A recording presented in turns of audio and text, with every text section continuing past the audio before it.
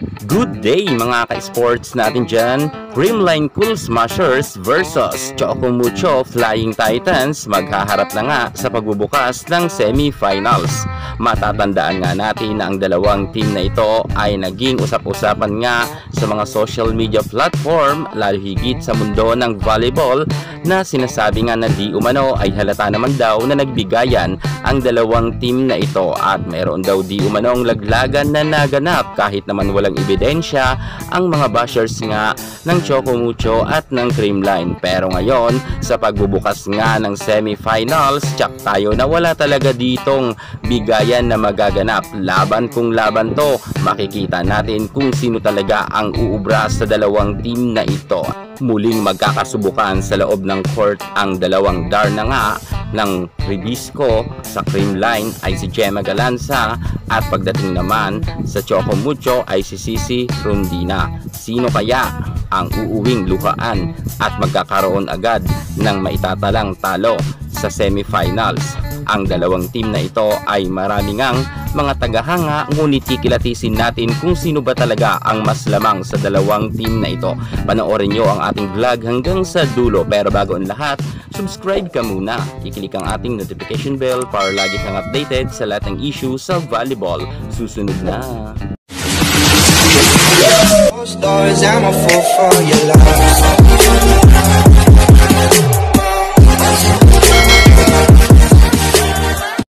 Simula na ng pasiklaban ng Choco Mucho at ng Creamline Cool Smashers, kung saan sobrang pangit talaga ng naging harapan nga ng dalawang team na ito ng nasabi nating preliminaries, kung saan nga ay tinapos lang ng Creamline ang kanilang laban sa loob lamang ng 3 set. Akalain mo na nakakuha lamang ng 17 points ang Choco Mucho at 25 nga sa Creamline ng set 1, at set 2 ay medyo dikit naman ang laban. Ngunit pagdating nga sa set 3, dito ay nakakuha naman ng 19 ang kupunan nga ni Sisi Rondina. Sobra talagang pangit ang nilaro dito ng Choco Mucho, kung saan nga ay naka 17 points lamang itong si Sisi Rondina, samantalang ang kanyang mga kasama ay hindi man lang nagkaroon ng double digit.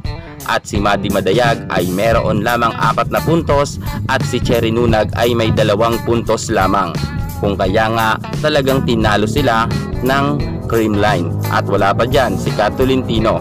Dito naman pagdating sa semifinals, makabawi kaya dito ang kupunan ni Sisi Rondina, lalo't napapabalita nga na wala nga ngayon si Tots Carlos, at eto na nga si Kat Tolentino ay muli ngang magbabalik para nga sa semifinals, sapagkat nakita na nga natin siya or namataan nga sa training na kasama niya na nga ang kanyang mga kako-teammates. Siguro dito ay makakabawi na ang nasabi nating Choco Mucho sa kanilang kalaban nga na Creamline Cool Smashers. Alam naman natin na kung wala nga si Tots Carlos, baka mag-50-50 talaga ang laban nila kung sino talaga ang mananalo sa dalawang team na ito.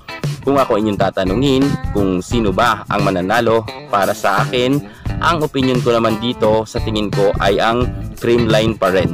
Kasi si Mitch Gumabaw or Michelle Gumabaw, maaasahan rin yan pagdating sa loob ng court. Isa pa, palaban naman yan si Gumabaw at hindi rin yan magpapakabog kay Kat Tolentino. Isa pa, si Gumabaw, sobrang dami niya nang napagdaanan sa mga battle for gold at nakamtan niya na yan ng panahon niya pa sa collegiate, at ngayon nga na nasa pro siya ay talagang ganun pa rin ang kanyang datingan.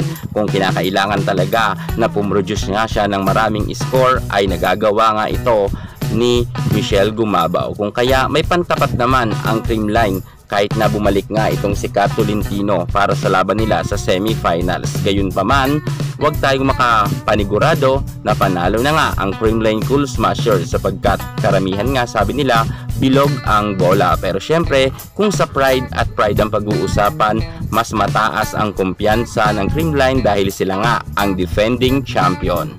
Syempre, pagdating nga sa semifinals, aasahan talaga natin na mas itataas pa ng Creamline ang kanilang ilalaro sa loob ng court. At alam naman natin na kapag semifinals na at tapos na nga ang conference, mas lumalakas nga itong si Alyssa Valdez at ang kanyang buong team.